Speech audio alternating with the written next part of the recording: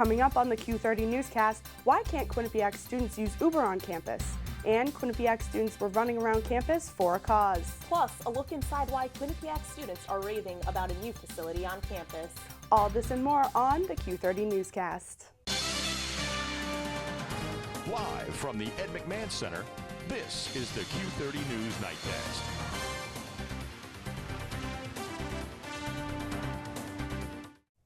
Good evening, Quinnipiac, and welcome to the Q30 Newscast presented by Joya Spa and Salon.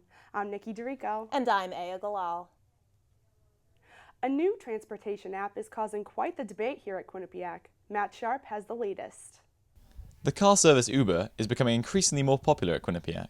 Students can request a ride on the app and then pay with their mobile phone, but Quinnipiac Public Safety isn't allowing the Uber drivers on campus property because of requirements they are lacking. Anytime anyone utilizes a vehicle to take one person from one place to another and charges, quite simply for it, they are considered a taxi. And therefore you need a license and a special endorsement to operate a taxi. My understanding is that Uber drivers don't need that. Students are requesting the Uber ride, but drivers aren't able to pick them up. We're having issues picking up kids who keep on requesting for Uber services, non-stop, every day. Fasazi's biggest issue is with public safety, but he believes that Uber is safer than a taxi. I mean, the way Uber is structured is such that the student has the information of the driver, has the picture of the driver that is picking him or her up. Despite public safety's concerns, Quinnipiac students still like using the Uber app because it is convenient. It was a lot cheaper, and also a lot of the time taxis take forever and Uber was fast and efficient. One of the problems is that the Uber cars are unmarked. Chief Barger says his number one concern is the safety of the students. Out on the West Coast right now, there are no less than, I believe, 13 lawsuits involving Uber, and most of them have to do with whether or not, when they were involved in accidents, who in fact was responsible. From Hamden, Matt Sharp, Q30 News. Electronic dance music is coming to Quinnipiac. Pi Kappa Phi is hosting the Electric Ability Carnival on Thursday, October 16th. The fraternity has rented out the Oakdale Theater in Wallingford. Students can get a ticket and transportation to the event for $15. All of the proceeds will go to Pi Kappa Phi's national philanthropy, the Ability Experience, which helps support people with physical disabilities. A Quinnipiac economics professor has died. School officials announced Monday Professor Matthew Rafferty died October 10th after battling cancer. Rafferty began working at Quinnipiac in 2000 and eventually became the chair of economics. His wake will be on Thursday, October 16th from 4 to 7 p.m. at B.C. Bailey Funeral Home in Wallingford. And a new facility on campus has been flourishing among students, but it hasn't always been that way. Elijah Westbrook tells us how this new place has transformed into what some students think is beneficial for all. The current Center for Communications and Engineering building is home to the new Innovation Center. This new place, more commonly known as ICE, is a new facility advertised as a space for all members of the Quinnipiac community to gather with others who are interested in pursuing innovation for entrepreneurship. We've had this space, ICE, and it's been extremely beneficial for us. I can honestly say that we've accomplished more in the last month and a half having this space than we accomplished in a year and a half without it. But this center hasn't always been there. In fact, it took Quinnipiac 4 years to make this space available. We didn't get this place, ICE, until our last year, our senior year. Once the university recognized the accomplishments of the students, they finally understood that they needed a space to work and collaborate. Without our own room, we couldn't talk to each other and collaborate on what we were doing. But when the university finally provided students with the Innovation Center, it wasn't up to the expectations of those who use it. It was just, typical Quinnipiac classroom. It was just, eggshell white walls. There was a wall up between the middle of the two rooms, so we had to go actually out and around to get to the second room. It wasn't very accommodating for the way that we work. So yes, some alterations were made to the room to be more fitting. Q30 News reached out to Dale Jasinski, who is the Associate Professor of Entrepreneurship and Strategy. Jasinski wasn't able to do an on-camera interview with us, but however provided us with comments saying, quote, "We had been asking for the space for about 4 years before it was finally made available. I think that the university recognized the accomplishments of our students and wanted to create a space for that activity to flourish. All of the remodeling, furniture, and equipment has been done solely by the students." We all had this vision for this room. We knew exactly what we wanted it to be, and we spent about $2,500 of our own money. Hackham and Tulo want the space to be used solely as a collaborative place where students can come and share ideas. They feel that the work put into this place is something that will be beneficial to students in the future. Where I like to see this room go is, just like an incubator, business incubator, somewhere that people can go, they have the resources they need, whether it be Macs, projectors, a collaborative workspace. I mean, if I had some words to say to the business school administration, I just really wish they would understand how much of a benefit this room is to all the students. And the benefit far exceeds the $2,500 that we spent on it. Here at Quinnipiac University, I'm Elijah Westbrook, Q30 News. The Student Occupational Therapy Association hosted a 5K Brace for Life run on October 12th. More than 50 people participated in the run, raising nearly $600. All proceeds are going to the Brace for Life Foundation, which raises awareness for breast cancer survivors and reduces the effects of lymphedema. Lymphedema can occur after a patient has developed breast cancer, but there are steps that can be taken to prevent it from spreading. Brace for Life distributes bracelets to cancer survivors that can be worn on their affected arm. Bracelets allow health care providers to take precautionary steps in preventing lymphedema from spreading. Still to come on the Q30 Newscast, 4 people were rescued from a trench collapse in New Haven, and a fight on a tour bus leaves 1 man dead in Norwalk. Plus, your world news headlines with Stephanie Fasano. Stay with Q30. We'll be right back. Coming up on the Q30 Newscast, it's already damp here on the Quinnipiac campus. I can tell you how much rain you're going to be expecting on your Thursday commute to class coming up. Welcome to Joya Spa and Salon in Hamden. Whether you want a new look or the perfect wedding day hair, come to us for complete hair and nail care, cuts, styles, updos, extensions, and beautiful dimensional hair color, as well as manis and pedis, acrylics, gels, and shellac. Treat yourself to a facial, a peel, or microdermabrasion. Relax with a variety of massage techniques, including Swedish and hot stone massage. Joya Spa and Salon. Call today.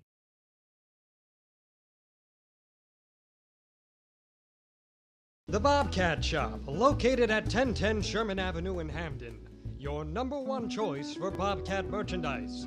The Bobcat Shop features 2 floors of countless styles and colors. With a full 19,000 square foot screen printing and embroidery operation on the premises, Campus Customs and Simplify can design and decorate any garment or promotional product as quickly as needed. Stop in and say hi. Welcome to A Sheer Sensation, North Haven's premier cosmetology service, located at 140 Washington Avenue, minutes from Hamden. We offer an array of services from basic cuts and colors to lash extensions and formaldehyde-free keratin treatments. We also provide hair chalk and styling for men. When you spend $60, your Q card will get you 10% off. Call us at 203-239-6477 to make your next appointment at A Sheer Sensation.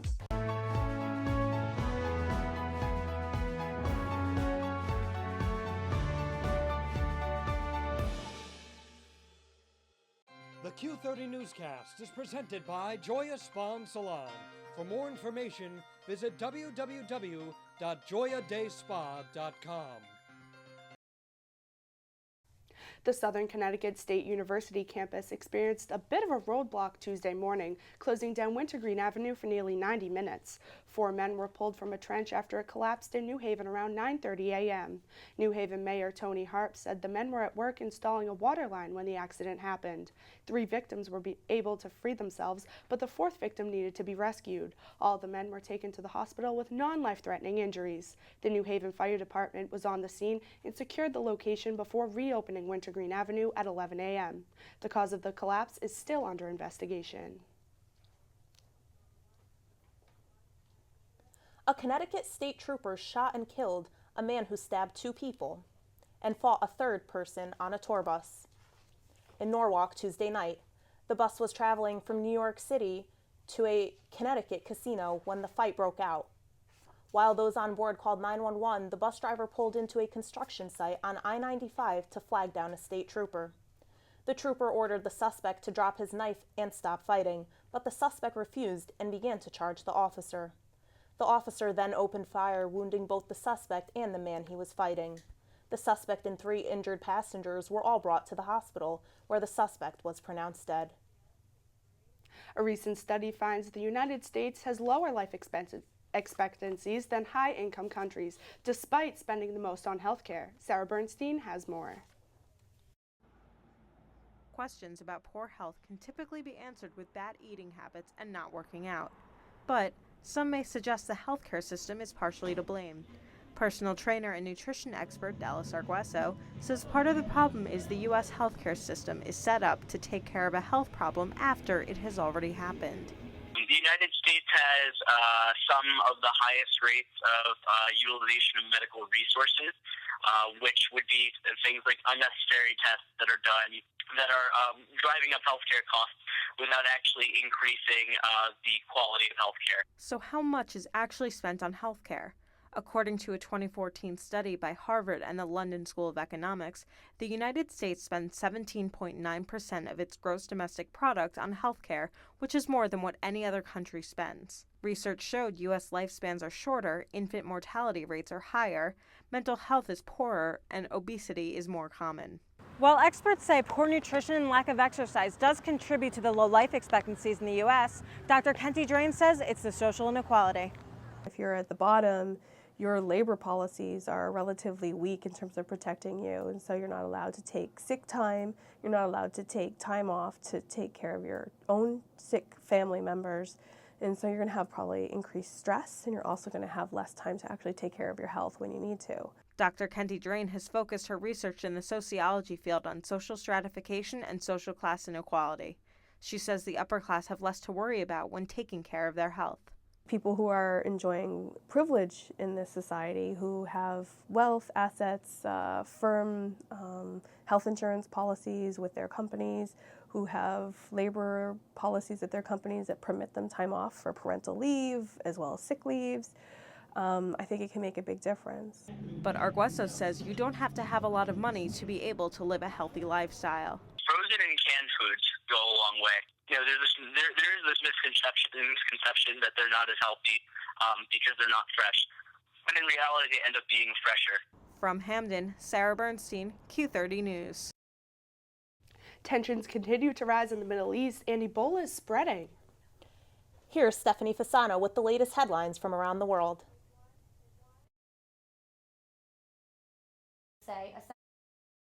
Who cared for Thomas Eric Duncan has now tested positive for Ebola. Ratter says Amber Vinson is the latest American to contract the virus. She's currently in isolation at Texas Health Presbyterian Hospital, being treated by her coworkers. Health officials say they do not know how Vinson contracted the virus, citing a breach in protocol. Vinson had reportedly flown on a plane carrying 132 passengers on Monday from Cleveland to Dallas. Though she was not experiencing symptoms, officials are still contacting every passenger to check in. This news comes as Americans continue to worry about Ebola spreading beyond West Africa, where more than 4,000 people have died from the outbreak. President Obama announced Wednesday afternoon that he was postponing campaign trips to hold a meeting about Ebola with his cabinet. He later called for the CDC to put together a rapid response team to aid U.S. hospitals within the Ebola case. Well, as Ebola continues to make headlines, the Islamic State is as well.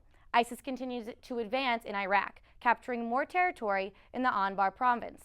Despite nearly 60 countries rallying with the U.S. to try and stop ISIS, the military group is setting off more car bombs, taking over villages, and prepping for bombing attacks across Iraq and Syria. The U.S., along with certain allies, continues to use airstrikes as the main line of attack against ISIS militants. Members of the U.S. Central Command say 21 airstrikes were conducted on Tuesday.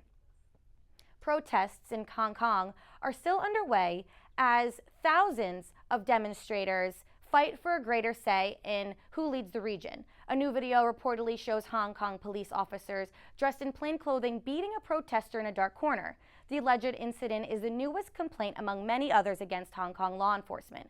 Throughout this all, Hong Kong's chief executive says protesters do not have a chance of impacting election policies or who runs the region. He also says he will not step down from his position, despite demands from protesters.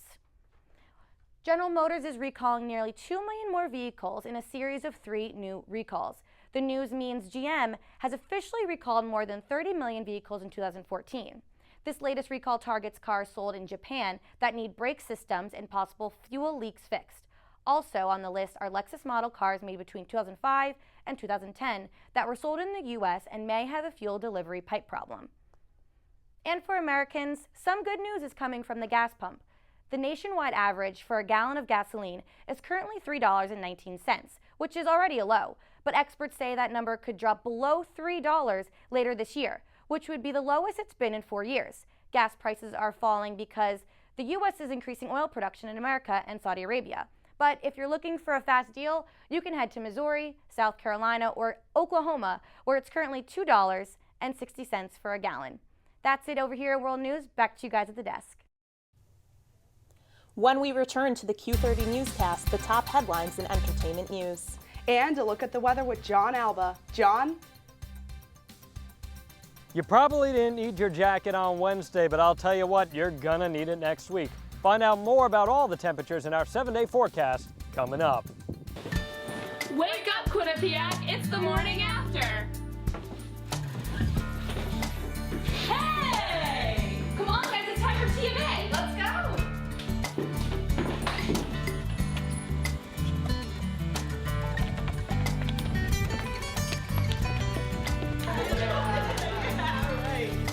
What's the morning after? Mondays at 10, only on Q30. The Bobcat Shop, located at 1010 Sherman Avenue in Hamden. Your #1 choice for Bobcat merchandise. The Bobcat Shop features 2 floors of countless styles and colors. With a full 19,000 square foot screen printing and embroidery operation on the premises, Campus Customs and Simplify can design and decorate any garment or promotional product as quickly as needed. Stop in and say hi. Welcome to Joya Spa and Salon in Hamden. Whether you want a new look or the perfect wedding day hair, come to us for complete hair and nail care, cuts, styles, updos, extensions, and beautiful dimensional hair color, as well as manis and pedis, acrylics, gels, and shellac. Treat yourself to a facial, a peel, or microdermabrasion. Relax with a variety of massage techniques, including Swedish and hot stone massage. Joya Spa and Salon. Call today.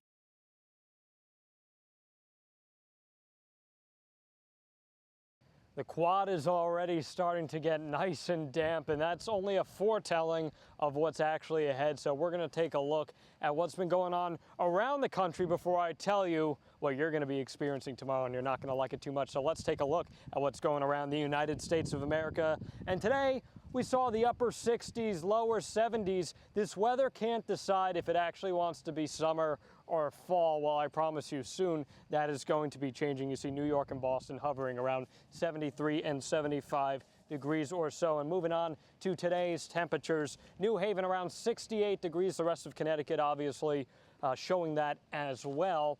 But it is going to start getting colder, and it's going to start getting wetter as well. Taking a look at our regional radar, and yeah, what you're looking at there, that is lots and lots of rain coming in over the next day or so. We're actually going to start experiencing that tonight, believe it or not, if you haven't already gotten wet. 66 degrees and rain overnight, around 11-mile-per-hour wind, so it is going to get a little windy as well. And then looking ahead into tomorrow, 68 degrees. And yes, if you're going to class on Thursday, you're going to need some kind of either umbrella or ponchos because thunderstorms all day. Again, the wind staying consistent as well. It's not going to be a pretty day out there in the shadow of the sleeping giant. And let's move ahead and see how long that rain is staying for as we look at our 7-day forecast. And thankfully, it's not actually going to be here all that long. We're going to experience lots of rain Thursday, and then for the rest of the week, we should be in the clear. However, you see 71, 70, and then whoop, I guess it's fall after all. 51 degrees, 56, 58, and 56, finishing us off. Guys, I said we weren't sure if it was summer or fall, but believe it or not, within the next couple of weeks or so, we're going to be seeing low 50s, high 40s, and you're going to wish that that summer weather was already returning. Well, that's all I got for you here on this beautiful Quinnipiac quad. Back to you guys in the studio. Thank you, John. Amanda Bynes is back in the spotlight, and Ariana Grande is confirming a rumor. Yes, she is, and Sami Moore is here with more of your entertainment headlines. Chris Brown has been stirring up controversy again. On Monday, the Forever singer tweeted about the current Ebola outbreak, calling it a form of population control. The tweet has caused serious outrage.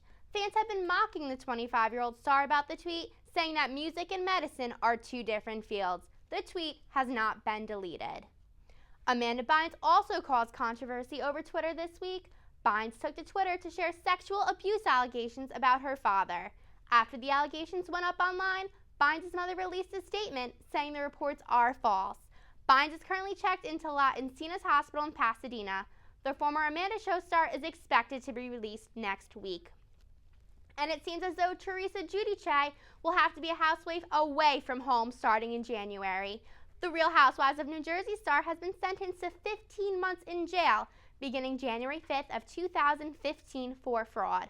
Husband Joe will start his 41-month sentence when Giudice is released. The Bravo TV couple went to court on 39 charges of fraud, including bankruptcy fraud and conspiracy to commit mail and wire fraud. Joe could have been deported back to Italy for the crimes. Waka Flocka Flame was arrested this week. The rapper was arrested at an Atlanta airport on suspicion of carrying a gun. Atlanta police issued a statement saying they found a handgun in the rapper's carry-on bag and that he did not have a permit for the weapon. The 20-year-old performer was arrested for carrying a weapon in a prohibited place and spent 2 hours in jail. Waka Flocka Flame has yet to release a statement. And rapper Big Sean and performer Ariana Grande have confirmed their relationship. After months of swirling rumors and just friends statements, Grande told Telegraph magazine that she is dating the performer. Grande continued to express her feelings for Big Sean, claiming he's one of the greatest men she has ever met. That's it for your entertainment update this week. I'm Sami Moore. Now back to the desk. Thank you, Sami. And when we return to the Q30 Newscast, Tom Albanese has your sports update. And a Quinnipiac student is the inspiration for a local fundraiser. Welcome to A Sheer Sensation, North Haven's premier cosmetology service, located at 140 Washington Avenue, minutes from Hamden. We offer an array of services, from basic cuts and colors to lash extensions and formaldehyde-free keratin treatments. We also provide hair chalk and styling for men. When you spend $60, your Q card will get you 10% off. Call us at 203-239-6477 to make your next appointment at A Sheer Sensation. The Q30 Newscast is presented by Joya Spa and Salon. For more information, visit www.joyadayspa.com. Welcome back to the Q30 Newscast. I'm Tom Albanese, here with your sports. Starting tonight with the Quinnipiac field hockey team, Becca Maine's squad earned their first conference win over Siena on Friday. The Bobcats finished out of conference play with a game against the number 19 nationally ranked Monarchs of Old Dominion. Quinnipiac played poor defense in the first half that led Old Dominion to take a 2-0 lead into the first half as Sarah Breen scored 2 goals for the Monarchs. It was a different story in the second half as junior Savannah Riley scored a goal off an assist from Megan Osanish. Riley has now scored a goal in the last 3 straight games, and she scored her 5th goal of the season. That goal was not enough as the Bobcats lost to the Monarchs 3-1, dropping the season to 5-8 on the year. In other news, the men's soccer team continued conference play against the Ryder Bronx. Senior forward Marshall Baker kicked it into high gear in the first half, scoring 2 goals off of assists from James Doig to give the Bobcats a 2-0 lead at the break. The Bronx were putting pressure on the Bobcats as Zach Bond scored a goal in the 87th minute to cut their deficit to 1. Quinnipiac played enough defense in the final few minutes to earn them a 2-1 victory. Quinnipiac needed to fight hard for the win as they were outshot by Rider 21-5. It is also unknown if the Bobcats will have their goalie, Borja Ngoita, for the next set of games after he was issued a red card and ejected from the Rider game. And moving from the Mount Carmel campus to High Point Solutions Arena, the season was officially underway for the number 15 nationally ranked men's ice hockey team as they hosted the Falcons of Bentley University. The Bobcats are coming off a 4-1 exhibition loss to Acadia last week. Could Quinnipiac start the season with a win? Let's check out the game. And the Quinnipiac Bobcats, as I mentioned, with their season opener against the Bentley Falcons, we're going to go right into the first period where Bo Pieper, one of the young freshmen on the Bobcats team, slips a little bit right there, and he scores right there for the Bobcats, his first collegiate goal of his career, 1-0 Quinnipiac. But Max French is going to get Bentley right back in the game with a wraparound shot past Michael Gartig, 1-1 tie. Now, later in the first period, Travis St. Dennis, after a little commotion in front of the net, he's going to come out of nowhere and slap the puck into the net. Quinnipiac is going to take a 2-1 lead. Now moving on into the second period, Quinnipiac is going to turn the puck over. French passes over to Andrew Gladiuk, and Gladiuk nails the one-timer for the Falcons. Score tied at 2. Gladiuk doesn't think that's enough. There's another goal right there, or is it? The referees take a look at the goal, and they say there's no goal. The game is still remaining at 2. Quinnipiac looking to take advantage of the miscue, and there's Matthew Pekka who does just that with the one-timer. Quinnipiac up 3-2 in the third period. Landon Smith's shot right here is no good, but Sam Annis is right there to pick it up and clean up the mess for the Bobcats. They're up 4-2. But head coach Rand Peckle was not happy the way the penalties came for the Bobcats. Here's a clip of what he had to say. I think the bigger thing is, like, with a 2-goal lead in less than 4 minutes in the game, you can't take those penalties. We took actually before Tanner's hit, there was a hit from behind that was a maybe call, which was a really stupid play. Tanner's was stupid, and then Cliffy puts us down 5. You can't do that. You can't do that in one hockey game. So Quinnipiac looking to try to seal the deal, but French, he's not going to let the Falcons get out of this game just yet. Here's a goal right here. But later on in the third period, with less than 2 minutes to go, Quinnipiac is going to seal the deal and hit the dagger against Bentley with Sam Annis on that open net goal. Quinnipiac goes on to win the game 5-3. With the win against Bentley, the Bobcats moved up 2 places to number 13 in the latest USCHO.com national poll. Head coach Rand Pecknold will lead his squad to their first tough test of the new season, as Quinnipiac will play a home-and-home series with the number 9 nationally ranked Riverhawks of UMass Lowell this weekend.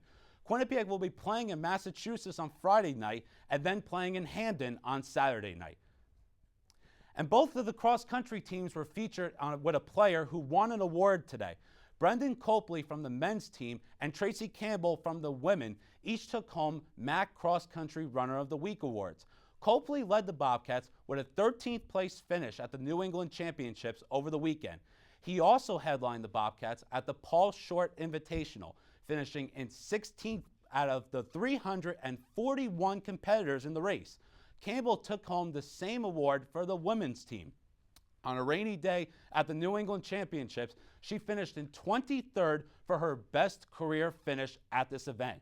Both teams continued their seasons on Friday with a mini-meet at Central Connecticut State University, and then that's followed by the MAC Championships next week. And for more information on Quinnipiac sports, make sure you follow us on Twitter and like us on Facebook at Q30 Sports. Nikki, Ayah, back to you. Can a family help one of their very own battle a disease? The Quinnipiac chapter of Sigma Phi Epsilon is helping one of their brothers fight for his life. In this week's edition of QuinniPeople, Stephanie Fasano finds out how one student keeps his positive attitude. Friedreich's ataxia, a debilitating, life-shortening, degenerative neuromuscular disorder. But sophomore Joe Mullaney isn't letting this genetic disease bring him down. Diagnosed at age 9 and watching his older sister Kayla struggle through the same illness, he wasn't going to let it control him. I didn't start using a scooter until move-in day, freshman year. The scooter helping him get around campus. It does both, because of it, I'm much more independent. FA-wise, it got worse only because I'm not using the muscles I was. To improve his muscles, he works out at least 3 times a week. But definitely work out only to rebuild the muscles that I had. So we hit the gym with him to see how he maintains his strength, laps around the track, lifting weights, and riding the bike to keep him moving. But bike riding is more than just an exercise to Mullaney.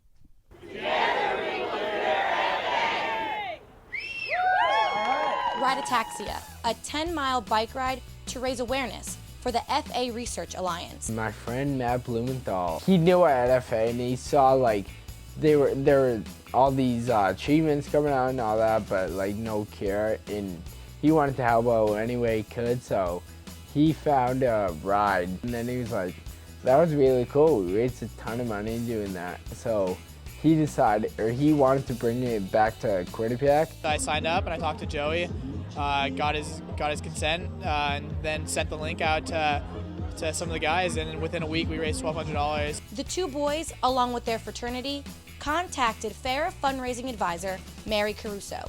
They planned a bike ride around Hamden, followed by a picnic on campus. And something like this can do wonders for research, and I really believe it does wonders for people that would never imagine what it's like to live with this disease. It's a step. You know, it's the awareness, and I look around, I see all these people here. When Joey was diagnosed, people didn't know what FA was, and we've come so far. Raising money from the help of friends and family. But the people around Joey are more than just a support system. They admire how he keeps a positive outlook. He's not negative. He's so positive. He takes the best of everything. He just doesn't really quit every day. He just keeps going. You know, I've never seen him have a negative attitude. He's never down. He never asks for pity or help. And the thing with him is that he doesn't want to be looked at as a person who has any type of disease or disorder or anything like that. He's just this positive kid. This is kind of a small part of who Joey is. A small part that he won't let get inside his head. Like I tell everyone this, you can't let the disease win, pretty much. You can't let it take over. I'm Stephanie Fasano, Q30 News.